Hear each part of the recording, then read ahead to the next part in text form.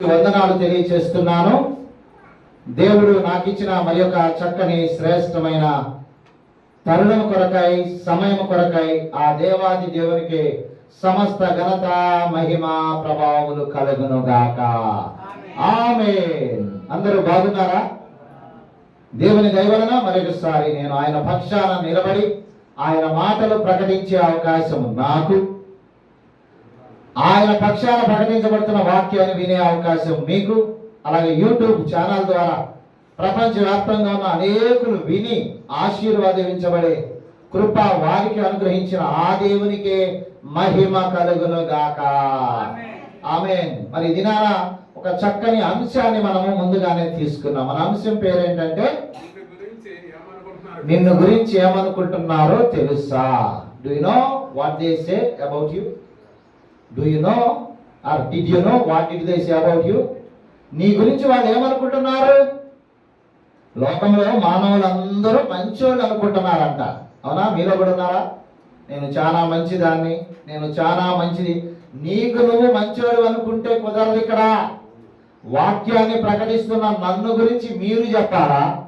మిమ్మల్ని గురించి లోకము చెప్పాలా? ఒకరి నుంచి ఒకరు చెప్పేదాన్ని సాక్ష్యం అంటారు. ఈ సందర్భంగా మనం వాక్యం ద్వారా పరిశీలన చేసుకోవాలి. ఏంటంటే నిన్ను గురించి ఏం చెప్తున్నారు? అసలు ఏమంటున్నారు? యేసు ప్రభువారు ఈ లోకంలో జీవించినది 33.5 సంవత్సరాలు, పరిచర్య చేసింది 3.5 సంవత్సరాలు. అయితే ఆయన పరిచర్య చేస్తున్న దినాలలో శిష్యులను అడిగిన ప్రశ్న ఏంటంటే, జనులు నన్ను గురించి ఏమనుకుంటున్నారు? What is the talk about me in the audience? ప్రజలలో నన్ను గురించి ఉన్న టాక్ ఏంటి? ఇప్పుడు పార్టీలు ఓట్ల ఎలక్షన్లో బిజీగా ఉంటే సాయంత్రానికి ముఖ్య అనుచరులతో ఒక పార్టీ అభ్యర్థి ఒక పార్టీ వాళ్ళ గురించి ఏమంటా అంటే, మన గురించి ఏమంటున్నారు? మన కాంగ్రెస్ గురించి ఏమంటున్నారు? మన ప్రచారం బాగా దూసుకుపోతున్నాం అంటున్నారా? మనం ఎలా ఉందని ప్రజల్లో నానుడు ఎలా ఉంది? ఏ పార్టీకి ఓటేస్తామంటున్నారు? ఎవరి వైపు మొగ్గు చూపుతున్నారు అంటున్నారా? అంటలేదా? ఎందుకని వాళ్ళకి నీ పార్టీ గెలిచింది కదా, మరి నువ్వే గెలుస్తావు కదా? కాదు, పక్కనోడు కూడా ఏమంటున్నాడో, ఎలా ఉన్నాడో తెలుసుకోవడం. అందుకే సూటి ప్రశ్న ఏంటంటే, నిన్ను గురించి ప్రజలు ఏమనుకుంటున్నారు? Let us open your Bible according to the book of Genesis chapter 23 verse 6. ధర్మశాస్త్ర గ్రంథములో నుండి మొదటి గ్రంథము ఆది కాండము 23వ అధ్యాయము 6వ వచనాన్ని చదువుకుందాం. నీవు మా మధ్యన మహారాజువై. చప్పట్లు కూడా దేవునికి స్తోత్రం చెప్తాం. ఎవరు? ఏంటి? తెలిసి అంటున్నారా? తెలియక అంటున్నారా? సొంత వాళ్ళు ఇస్తున్నారా? బయట వాళ్ళు ఇస్తున్నారా? ఈ సాక్ష్యము పొందినవాడు అబ్రహాము. సాక్ష్యం ఇస్తున్నవారు చెప్పండి, సాక్ష్యం ఇస్తున్నవారు ప్రజలు. ఏం జరిగింది అని మనం ఆలోచన చేస్తే, దేవుడు 12వ అధ్యాయంలో అబ్రహాము గారిని అన్య జనాంగం నుండి పిలిచాడు. ఆశీర్వాదిస్తానని చెప్పిన వాగ్దానాన్ని 13వ అధ్యాయము, ఇక తర్వాత 18, 19, 20, 21 అట్లా చూస్తే బాగా ఆశీర్వదించాడు. భార్యతో ఆశీర్వదించాడు. పిల్లలు లేరంటే చక్కని పిల్లవానితో కూడా ఆశీర్వదించాడు. దేవునికి స్తోత్రం. అయితే ఆయన వయసు మీద పడిన కొద్దీ తన భార్య అయిన శారా ప్రభువునందు నిద్రించినప్పుడు ఆమెను పాతి పెట్టడానికి స్థలము కోసమై ఆలోచన కలిగి ఉండగా, అబ్రహాము వజే సోజన్నర్ అంటే ఆయన ఒక ప్రాంతం నుండి ఒక ప్రాంతానికి వలస వెళుతూ దేవుడు చూపించే దేశం కొరకు వెళుతూ ఈ రాత్రి కాలం ఇక్కడ గుడారం, 4 రోజుల పాటు ఇక్కడ, తర్వాత అక్కడ గుడారం వేసుకుని ఉంటున్నాడు గనక స్థిర నివాసము, స్థిర ప్రాంతం అనేది లేని దినాల్లో తన భార్య చనిపోతే ఆ ప్రాంతంలో ఆస్తి గలవారు, పేరు కలిగిన వారు హేతు కుమారులని కొందరున్నారు. వారి దగ్గరికి వెళ్ళి, అయ్యా నా భార్య చనిపోయినది, నా భార్య నిమిత్తమై ఒకంత స్థలం ఇస్తే నేను నా భార్యను చక్కగా పాతి పెట్టుకుంటానంటే వారు అంటున్న స్టేట్మెంట్ ఎంత మంచిదంటే, నీకు మాలో స్థలం ఇయ్యన వాడు ఎవరు లేరయ్యా, ఎందుకంటే నీవు మాలో మహారాజు అయి ఉన్నావు. చెప్పండి కూడా దేవునికి స్తోత్రం చెప్తాం. హల్లెలూయా. ముక్కు ముఖం తెలియని ఆయన గురించి విన్నవారు ఎంత చక్కని కాన్ఫిడెన్స్ తో, నువ్వు మామూలుడివి కాదయ్యా, ఆస్తిలో దీవించబడ్డావు, గుడ్డు గోదాములో దీవించబడ్డావు, ఐశ్వర్యంలో దీవించబడ్డావు గనక ఒక్కింత స్థలం నేను మీకు ఇష్టానికి ఏమాత్రం లేదంటే, పైగా నువ్వు మహారాజు అయి ఉన్నావని చెప్పి చక్కని సాక్ష్యం చెప్తున్నాడు. దేవుడు ఈ సాక్ష్యములు దీవించును గాక. అదే దేవుడు ఎవరి ద్వారా అయితే సాక్ష్యం విన్నాడు, దేవుడు కూడా అబ్రహాము గారి గురించి ఒక మాట అంటున్నాడు. ఒకసారి వెనక్కి రాద్దాం. 20వ అధ్యాయము 7వ వచనములో పరమందున దేవుడు భూమి మీద నివసిస్తున్న ఆ దేవుడు అప్పుడే ఎదుగుతూ ఉన్న అబ్రహాము గారి గురించి ఏమంటున్నాడో చూద్దాం. కాబట్టి ఆ మనుష్యుని, ఆ భార్యను తిరిగి అప్పగించుము, అతడు ప్రవక్త, అతడు నీ కొరకు ప్రార్థన చేయను. చెప్పబడదామా? అన్య జనాంగంలో పుట్టినప్పుడు కూడా ప్రవర్తన బాగుండాలా, క్రియలు బాగుండాలా. నీవు నీ సాక్ష్యాన్ని నిలబెట్టుకుంటే దేవుడు కూడా అంతే ముద్ర వేస్తాడు. మనలో చాలా మంది ఉంటారు, ఎదగటానికి ఎదుగుతారు, పాడటానికి పాడతారు, రావటానికి వస్తారు, తేవటానికి తెస్తారు, ఇవ్వటానికి ఇస్తారు. కానీ ఎందుకో నోరు తెరిచి నీ గురించి మంచి చెప్పాలంటే, పాస్టర్ గారు ఉన్నది ఉన్నట్టు మాట్లాడుకుందాం, మీరెంతనా చెప్పండి, వాడు మంచోడు కాదు, వాడి క్రియలు మంచివి కాదు. నేను చెప్తున్నా కదా, వాడు చర్చిలో మాత్రమే సైలెంట్ గా ఉంటాడు, అతను చర్చిలో మాత్రమే నీ ఎదుట అట్టుంటాడు. పాస్టర్ గారు బయటకు వస్తే చాలా విపరీతమైన పోకడలు ఉన్నాయి పాస్టర్ గారు అనేవాళ్ళు లేరా? బయట ప్రపంచంలో చాలా వ్యతిరేకత ఉంది పాస్టర్ గారు, నీకు అసలు అర్థం కావట్లేదు అనేవాళ్ళు లేరా? దయచేసి ఇక్కడ అబ్రహాము గారు అయితే బయట ఏంటి, లోనేంటి, ఇంట్లో ఏంటి, వెలుపటేంటి, ఒక మంచి సాక్ష్యం ఏంటంటే అతడు ప్రవక్త, నీ కొరకు ప్రార్థన చేస్తాడని దేవుడు అంటే ప్రజలు అంటున్నారు, నువ్వు మా మధ్యలో మహారాజు అయి ఉన్నావు. మరి నీ గురించి ఏమంటున్నారు? మీ పక్కోళ్ళు ఏమంటున్నారు? మీ ఇంటోళ్ళు ఏమంటున్నారు? మీ సొంత వాళ్ళు ఏమంటున్నారు? చెప్పండి. బూతులు రోజు తెరిస్తే తిరుగులేదంటగా. బయట వాళ్ళు ఏమనుకుంటున్నారు తెలుసా? చర్చికి వస్తున్నావనే పేరే, పాడుతున్నావనే పేరే, ఇస్తున్నావనే పేరే, నువ్వు వెళ్తుంటే ఏమంటున్నావు? నీ నీడను బట్టే చెప్తారు తెలుసా, నీ రాకను బట్టే చెప్తారు తెలుసా. సాక్ష్యము కాపాడుకో ఎప్పటికప్పుడు. అందుకే గుర్తుపెట్టుకో, నేనైతే మిమ్మల్ని అడుగుతా, అసలు వాక్యం ఎలా చెప్తున్నాం, పాటలు ఎలా పడుతున్నాం, ఇంటికి వెళ్ళండి, యూట్యూబ్ లో చూడండి, టీవీలో పెట్టుకో చూడండి, బాగుందా బాగాలేదా, ఇట్లా పాడాము అట్లా పాడాము. ఎందుకు అడుగుతున్నాం? నాకు నా రిపోర్ట్ కావాలా, మీకు కూడా మీ రిపోర్ట్ కావాలా. అంతేగాని అందరూ మంచిది, అందరూ బాగుంది అనుకుని సర్దుకోగాక. Don't try to adjust yourself, but get a wonderful testimony from the audience. బయట వారి యొక్క మాట. జడ్జి గారు తీర్పు తీర్చేటప్పుడు సాక్ష్యాన్ని ప్రవేశపెట్టండి. ఎందుకంటే తెలుసా, ఆ కేసు బలముగా కొట్టివేయటమా, మూసివేయటమా, తీర్పు తీర్చి శిక్ష వేయటం అనేది సాక్ష్యాన్ని బట్టే ఉంటది. నీ జీవితంలో కూడా నిన్ను గురించి ఏమంటున్నారు ఆలోచన చేసుకో. అదే ఆదికాండము 24వ అధ్యాయంలో కూడా ఒక మాటను చదువుదామా? ఆదికాండము 24వ అధ్యాయము 63వ వచనం చదువుదామా? సాయంకాలమున ఇస్సాకు పొలములో ధ్యానింప బయలువెళ్ళి కన్నులెత్తి ఒంటెలు వచ్చుచుండెను. రిబ్కా కన్నులెత్తి ఈ మాట చూసి మనల్ని ఎదుర్కొంటకు వచ్చుచున్నవాడు ఎవడు అడగగా, ఇతడు. చప్పట్లు కూడా దేవునికి స్తోత్రం చెప్దాం. ఇతడు అంటే ఎవరైనా? అబ్రహాము దాసుడు ఎలియాజర్. అబ్రహాముకు లేక కుమారుడు పుడితే కుమారుడైన ఇస్సాకుకు ఒక కుమార్తెను వివాహం చేయాలని దూర ప్రాంతానికి పంపితే, అక్కడికి వెళ్ళగానే దేవుడు తోడుగా ఉంటే పెళ్లి చేసుకోబోయే అమ్మాయిని ఒంటి మీద ఎక్కించుకొని వస్తున్నాడు. ఆ అమ్మాయి పేరే రిబ్కా. రిబ్కా వస్తున్నప్పుడు ఒక వ్యక్తి సాయంత్రకాలంలో పొలంలో ధ్యానించుకుంటూ తారసలాడుతా ఉన్నాడంట. ఆ ఎదురుగా ఒక మనుషుడు కనబడితే ఈ మంటుంది, అక్కడ ఎవడు అంటే ఆయన అంటున్నా, అతడు నా యజమానుడు. దేవునికి స్తోత్రం. ఇక్కడ పెళ్ళైన వాళ్ళు ఉన్నారు, వాళ్ళని అడగాల నేను.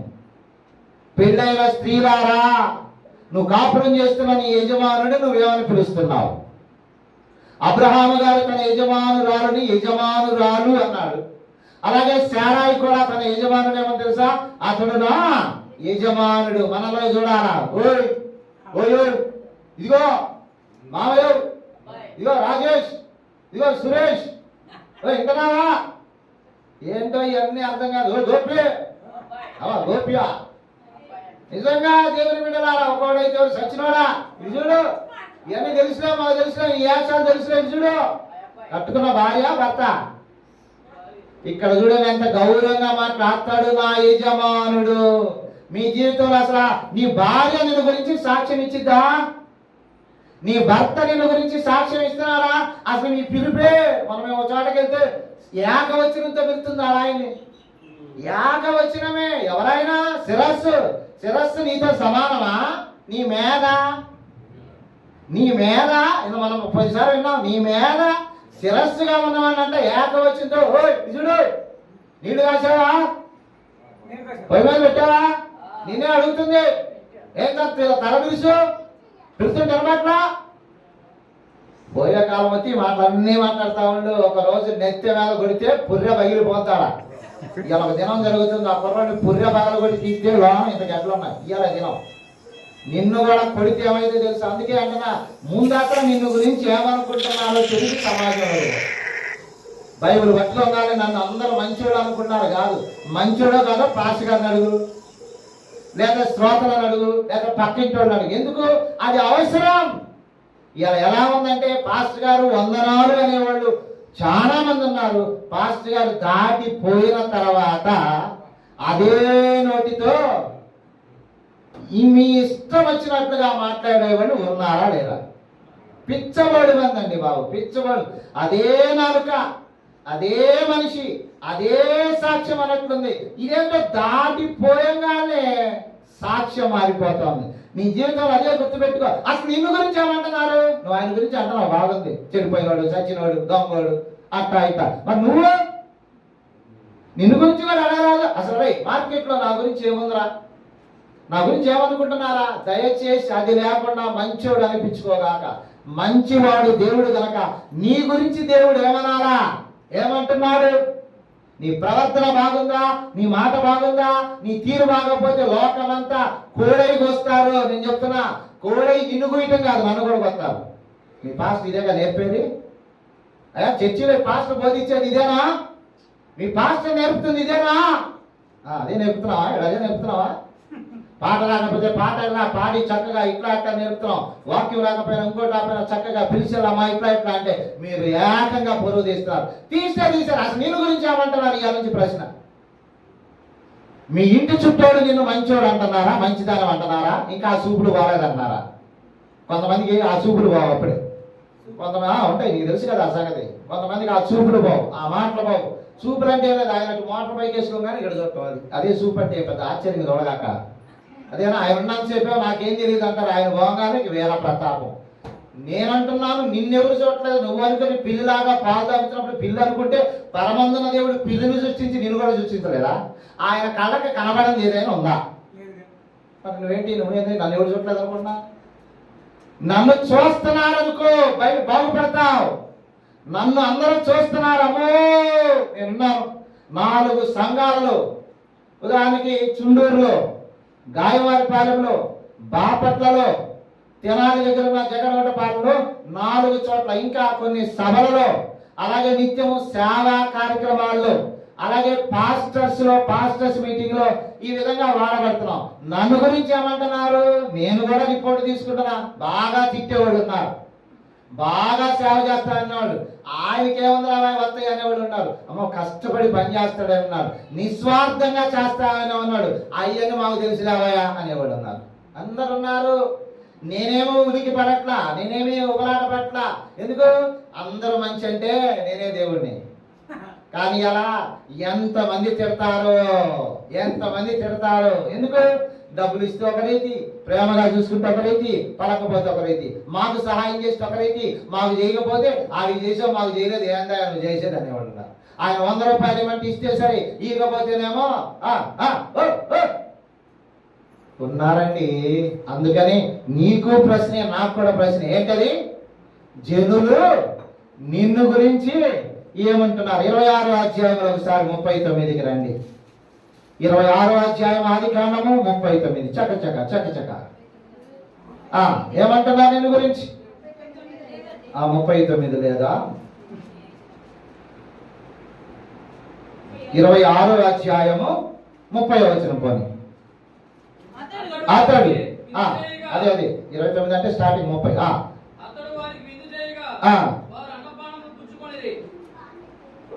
30 అయ్యా. నీవు అక్కడ ఏముందంటే అతడు యెహోవా వలన ఆశీర్వదించబడిన వాడు. అక్కడ ఉంది కదా ఆ మాట. ఎక్కడ ఏమొచ్చినావు? 30 అమ్మ. నేను కూడా దాని నుంచి 30 అంటాను. చెప్పండి. నీవు యెహోవా వలన ఆశీర్వాదము పొందిన వాడు అనేది. చెప్పలు కూడా దేవునికి స్తోత్రం చెప్దాం. అబ్బా ఎంత మంచి పేరు. ఎవరా వ్యక్తి? The one and only son of Abraham, whose name was called Isaac. ఇస్సాకును గురించి ఇస్తున్న సాక్ష్యం. ఇస్సాకును గురించి అక్కడ మనుష్యులు అంటున్నారు, ఒక్కడ కాదు. ఒకప్పుడు ఇస్సాకును మా ఏరియాకి రాగాక, మా ప్రాంతానికి రాగాక, నీళ్లుతో కొట్టడానికి బావులు తవ్వగాక ఈ ప్రాంతానికి వస్తే అన్నవాళ్ళు మళ్ళీ ఇస్సాకు గారి దగ్గర, అయ్యో నువ్వు మా ప్రాంతానికి రా, మా దగ్గరికి రా అని పిలిచి ఆయన ప్రేమించుంటున్నాడా? ఇతడు యెహోవా వలన ఆశీర్వదించబడే. నువ్వు చెప్పు, నిన్నేమంటున్నారు? ఒక దెయ్యం పోడా, అదొక దెయ్యం, వీడొక దెయ్యం. చెప్పు, ఏమంటున్నారు నిన్ను? చెప్పండి. మీ చుట్టుపక్కల వాళ్ళు మిమ్మల్ని ఏం పిలుస్తున్నారు? చాలా మంచివాడని అంటున్నారా? పెద్ద మోసగాడు అంటున్నారా? దయచేసి బైబిల్ చేతితో పట్టుకున్న తర్వాత ఇంకా పేరు పెడుతున్నారంటే దాని అర్థం ఏంటి? ఇంకా నువ్వు ఎంతో సరి చేసుకోవాల్సి ఉందా? ఆల్ రైట్ లేదు ఇక్కడ. మన జీవితానికి ఎప్పుడు ఫుల్ స్టాప్ పెట్టుకోకండి. Don't put full stop at your word or the end of the word, but try to put comma. అంటే ఇంకా ఉంది, ఇంకా తెలుసుకోవాల్సింది ఉంది, ఇంకా నేర్చుకోవాల్సింది ఉంది. అందుకే ఇక్కడ ఇస్సాకును అంటున్నారు వాళ్ళు యెహోవా వలన ఆశీర్వాదం. మరి నిన్నేమంటున్నారు? చర్చికి వెళ్తున్నావు కదా, నిన్నేమంటున్నారు? బైబిల్ పట్టుకున్నావు కదా, నేనేమంటున్నారు? దేవునికి పరిశుద్ధాలయంలో కానుకలు ఇస్తామంట కదా, దశభాగం కూడా ఇస్తున్నామంట కదా, చక్కగా వస్తామంట కదా. అసలు టీవీలో నీకన్నా ఎవరు బాగా పాడలేదంట, నువ్వే బాగా పాడుతున్నావంట కదా. కానీ సాక్ష్యం ఉందా? చెప్పండి. ఒక ఆయన అంట ఇలాగే వాక్యం చెప్తూ అయిపోయిన తర్వాత సాయంత్రానికి చెన్నై వెళ్తే అక్కడ ఒక కారు వచ్చిందంట. వాస్తవానికి ఆయన గారు పెళ్లి చేసుకోకుండా ఉండేదానికి, దానికి సంబంధించిన ఆయన పాస్టర్ ఎన్నిక చేస్తే ఈ ప్రాంతంలో ఉన్నప్పుడు నాకు అసలు ఎవరితో సంబంధం లేదన్నట్లున్నా అంట. కానీ అక్కడికి వెళ్ళగానే కారు వస్తుందంట, కారుకి వెళ్ళిపోతా అంట. ఒకరోజు టీవీ 9 తీసుకెళ్లారంట. ఇదంతా నిజమా కాదు? ఎందుకంటే ఈయన ప్రగల్భాలు పలికి అక్కడ ఉన్న పెద్దలతో గొడవ పెట్టుకుంటే ఆ పెద్దలు ఎంత పని చేశారంటే టీవీ 9 బుక్ చేసి ఇదే ట్రైన్ ఇంకో కంపార్ట్మెంట్ వీళ్ళు వెళ్తే ఆయన ఎలా తెలియకుండా వెళ్తామంటే నన్ను ఎవరు చూశాడు అనుకో వెళ్ళగానే టీవీ 9 వెళ్ళకన్నా ముందే దిగి కెమెరా రెడీ చేసుకుంటే అనుకున్నట్టుగా కారు వచ్చిందంట. హాయ్ డార్లింగ్ అన్నంట. హాయ్ అనుకున్నారంట. వ్యక్తే వీళ్ళిద్దరు కలిసి ఒక పిల్లవాడు లో నుంచి డాడీ అన్నాడంట. కెమెరాలో తీశారు, టీవీ 9 రిలీజ్ చేసి. అంటే ప్రగల్భాలు పలక్కాక నన్ను గురించి ఇక్కడ చండాలంగా మాట్లాడేవాడు లేడు అనగాక. Don't say like that anymore any time in the world, but tell always I am a lawyer. నేను ఎప్పటికీ ఒక తప్పుడుని, ఏదో ఒక నాలో తప్పు ఉంది అంతేగాని పొరపాటును నేనంటున్నాను. నిన్ను గురించి ఎవరైనా ఇతడు నిజంగా దేవుని భక్తి కలిగిన మనుషుడండి, భయం కలిగిన మనుషుడండి అన్నా. ఒక స్త్రీ అంటుంది అతడు వచ్చుచూ పోవచ్చు, మన ఇంటికి వచ్చుచూ పోవచ్చున్నవాడు భక్తిగా దైవ సేవకుడని నేను ఎరుగుదును అని సాక్ష్యం పొందాడు ప్రవక్త. మరి నిన్ను గురించి ఏమంటున్నారు? బూతులు గ్రహిస్తే నిన్ను తిడుతున్నారా, నువ్వు తిడుతున్నావా? చెప్పండి. బైబిల్ పట్టుకున్న తర్వాత బుద్ధి లేదు, ఆ మాత్రం జ్ఞానం లేదు. దేవుడు అంటే భయం ఉందా? బాప్తీసంలో తిరిగి జన్మించిన తర్వాత సత్యవా ఇంకా బతికే ఉన్నావా? ఆ మాట చెప్పండి. బాప్తీసం అంటే ఏంటి? ముంచటం అంటే ఏంటి? చనిపోవట. చనిపోయిన తర్వాత ఇంకేడున్నావు నువ్వు? నీ నోట్లోంచి మళ్ళీ బూతులు, మళ్ళీ అబద్ధాలు, మళ్ళీ సినిమాలు, మళ్ళీ సీరియల్. ఎవరైనా ఇక్కడ చూసేవాడు ఉంటే నీ పేరు దయచేసి ఆ పేరు తీసి ఇంకో పేరు పెట్టుకో. ఎందుకు? పేరుకే మరియమ్మ, పేరుకే సువార్తమ్మ, పేరుకే అది, పేరుకే ఇట్లా. కానీ నిజంగా ఆ బైబిల్లో ఉన్న పేరులో ఉన్న ఈవేమి తిప్పలేరు. అంతేనా కాదా? అందుకే కొంతమంది మామూలు పేరుతో పిలిస్తే సరిపోతుంది. నీ బతుకు మారాలా? వాక్యం అంటుంది. వీళ్ళ సాక్ష్యాలు చూస్తే ఎంత బ్రహ్మాండంగా ఉన్నాయంటే, ఒక రాజు అంటున్నాడు, సామాన్యుడైన గోతులో తోయబడిన వాడిని పైకి తీపిచ్చామంటున్నాడు. ఆది కాండము 39వ అధ్యాయంలోనికి రండి, లేకపోతే 41లోనికి రండి. ఆది కాండము 41:40.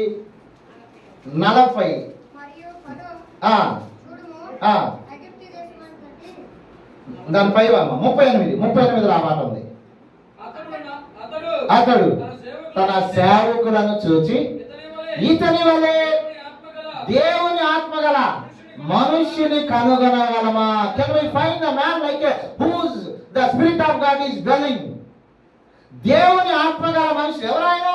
గోతిలో చేయబడిన వాడు, తర్వాత పైకి తీయబడిన వాడు, తర్వాత అమ్మబడిన వాడు, తర్వాత పొద్దుపడిన ఇంటికి కొనబడిన వాడు, మరలా అక్కడ చెరసాలలో వేయబడిన వాడు, మరలా పైకి తీయబడిన వాడు, ఇప్పుడు ఫరో ఎదుట నిలబడిన వాడు, ఒక చిన్నోడు బొడ్డాడు, అప్పటికి దగ్గరగా 30 ఏళ్ళు కూడా నిండని వాడు, ఒక 30వ ఏటకు వస్తున్న ఒక యవ్వనస్తుడి గురించి బలమైన రాజ్యాన్ని పరిపాలిస్తున్న రాజు అంటున్నాడు, ఇతని వలే దేవుని ఆత్మగల మనిషిని మనకు అనుగలమా? అప్పటికి అసలు వాళ్ళందరూ ఏమన్నారు చూస్తే మీకు ఆశ్చర్యంగా ఉంటది. వాళ్ళందరూ ఏమంటున్నారు చూద్దామా? 37వ అధ్యాయము 19వ వచనం. రాజేమో ఘనమైన స్టేట్మెంట్ ఇస్తే, రక్త సంబంధికులు ఏమంటున్నారు చూడండి. 37:19. వాడు ఇదిగో కలలు కనివాడు వచ్చుచున్నాడు. ఎవరి అన్నమాట? యాకోబు గారిని దేవుడికి ప్రేమించి 12 మంది సంతానం ఇస్తే 12 మందిలో చిన్నోడుగా యోసేపుగా ఉంటే మిగతా వాళ్ళు అంటారు, ఇదిగో కలలు కనేవాడు వస్తున్నాడు. ఎవరెంతకీ ఏమవుతాడు? సొంత తమ్ముడు. తమ్ముడు అంటే ప్రేమ ఉందా? అన్నంటే ప్రేమ ఉందా?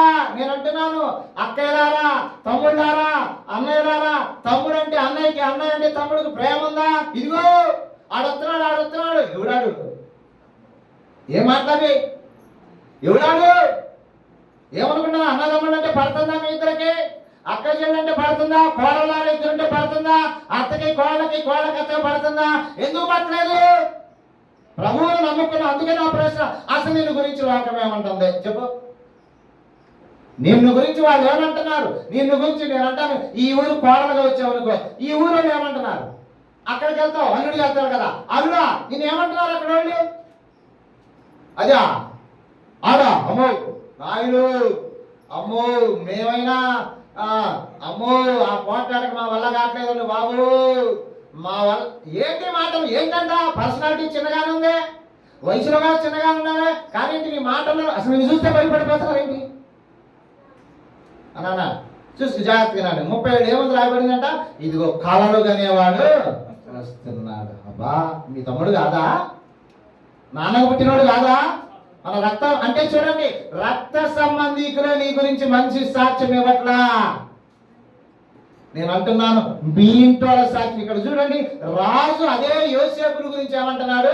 ఇతని వలె దేవుని ఆత్మగల మనుషుని. ఈ పాస్ట్ గారు చెప్పగలరా? పాస్ట్ గారి పొరివే పోతా ఉంది ఇక్కడ. ఒక ఆయన అంటున్నాడు ఇదే మాట, అదేనా మీ పాస్టర్ నేర్పుతుంది?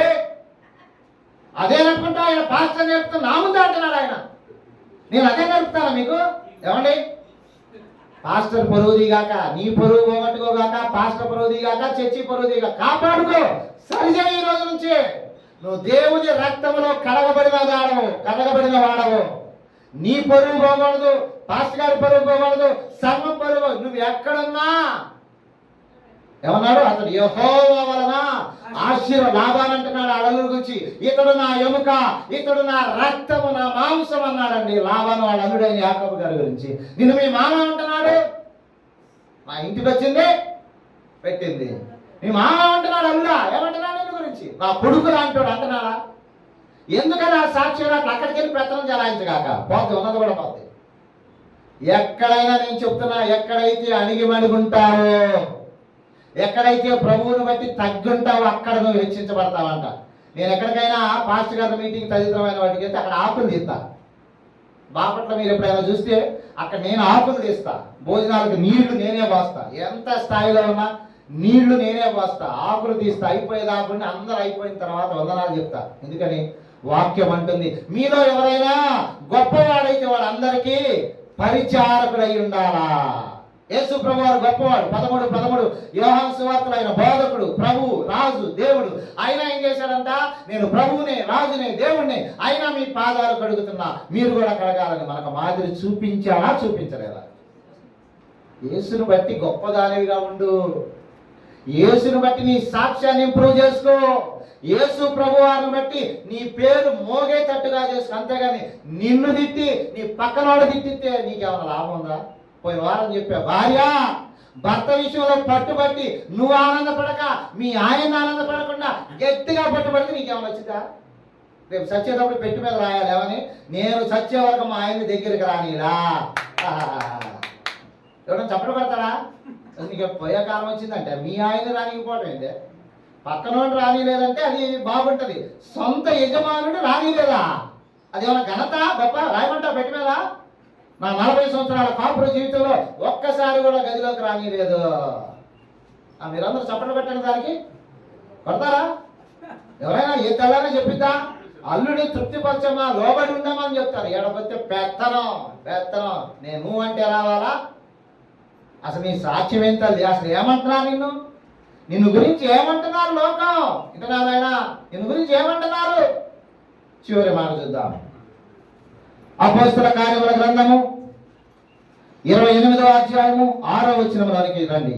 The book of acts chapter 28 verse 6. వారతని శరీరము వాచును లేక అతడు అకస్మాత్తుగా పడి చచ్చును అని చాలాసేపు కనిపెట్టుచుండిన తర్వాత అతనికి ఏ హానియు కలుగకుండుట చూచి ఆ అభిప్రాయము మాని ఇతడొక దేవత. చెప్పండి కూడా, దేవునికి స్తోత్రం. Is like an angel. ఏంటి అక్కడ? మొదట ఆ ఊరి ప్రజలు ఏం జరిగిందో తెలుసా? అదే అధ్యాయం పేజీ మొట్టమొదటి పైకి వెళ్తే ఉన్నది, వారు 276 మంది.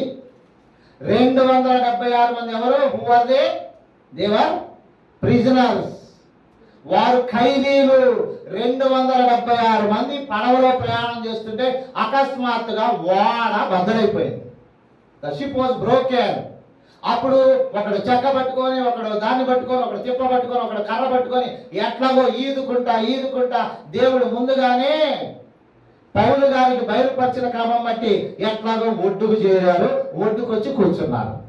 కూర్చున్న తర్వాత అందరూ సముద్రంలో నాని చలితో వణుక్కుంటా ఉంటే ఆ దీపవాసులు వచ్చి పాపం వాళ్ళకి కావాల్సిన ఇచ్చారు. ఈలో పౌలు గారు ఏం చేశాడు, పక్కకెళ్ళి 4 పొలాలు ఏరుకొని వచ్చి చలిమంటాన్ని వేస్తే చలి కాచుకుంటారని పక్కకెళ్ళి ఆ పొల ఏరాడు. ఆ పొలాలన్నీ మోపుగా కట్టి తీసుకొచ్చి అక్కడ పెట్టేశాడు. పెట్టి నువ్వు పట్టిస్తే ఆ పొలాల మంటకి దాంట్లో ఒక సర్పెంట్ ఒక సర్పం వచ్చి కస్సరని పౌలు గారు చేయబట్టుకుందంట. ఇక ఆ ద్వీపవాసులు ఎవరు? అనాగరికుడు. ఎవరు? అనేటిగా అన్‌ట్రైన్డ్ ఫెలోస్ కనుక వాళ్ళు అంటున్నారంటే, వీడు మామూలుడు కాదు, అమ్మో వీడు దుర్మార్గుడు రా, వీడు నరహంతకుడు రా, అసలు మన దేవత లాంటి సర్పమే వాడు చేయబట్టిందంటే వీడు ఎన్ని తప్పులు చేశాడు, వీడు అయిపోతాడు. ఎట్టా నురుగ్గాడి చేస్తాడు, కొట్టుకురాడి చేస్తాడు, ఎట్టగా మొత్తానికి. ఇప్పుడు ఎందుకో సముద్రంలో సావాల్సిన వాడు చావాలా, సరే ఎట్టబడి బయటపడ్డాడు. ఇప్పుడు సర్పము కలిసిందంటే కాసేపుట్లో చేస్తాడు, వీడు దుర్మార్గుడు రా అనుకున్నారంట. సరే ఈలో పౌలు గారు మంట కాసుకుంటూ ఆ పావునంటే ఇట్లా పట్టుకొని దాన్ని తీసి జాడించి ఆ మంటలో వేసాడంటే అయిపోతే. ఇప్పుడు మనవాళ్ళు మనసు మారిపోతుంది. ఏంటి, పాము కలిసిన తర్వాత మురుగు గారట్లేదు, పాము కలిసిన తర్వాత కొట్టుకు రావట్లేదు, పాము కలిసిన తర్వాత పడి చావట్లేదు, ఏంట్రా అని కొద్దిసేపు ఆలోచించి వాళ్ళు అంటున్నారు ఏమన్నా, ఇతడొక దేవత. చెప్పండి కూడా, దేవునికి స్తోత్రం చెప్దాం. నీ కన్న వాళ్ళు ఏమంటున్నారు? ఒకప్పుడు ఏమన్నారు, ఇప్పుడు ఏమంటున్నారు చెప్పని? ఒకప్పుడు what was the testimony then, what was the testimony today, what is the testimony today about you?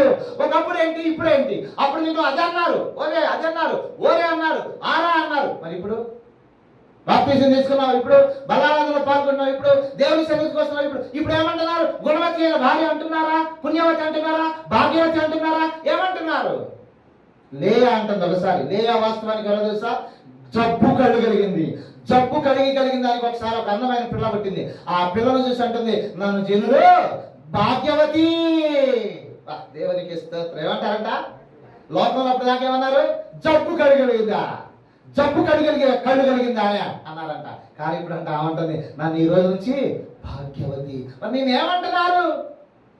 ఇన్ని సాక్ష్యాలు విన్న తర్వాత నీ సాక్ష్యం ఏంటి? దయచేసి ఇప్పటికీ నిన్ను బూతులు తిడుతున్నారా? తిట్టించుకున్నావా? తిట్టుతున్నావా? చర్చికి వస్తున్నావు, ప్రవర్తన మార్చు, పరిస్థితి మార్చు, నోరు మారాలా, తీరు మారాలా.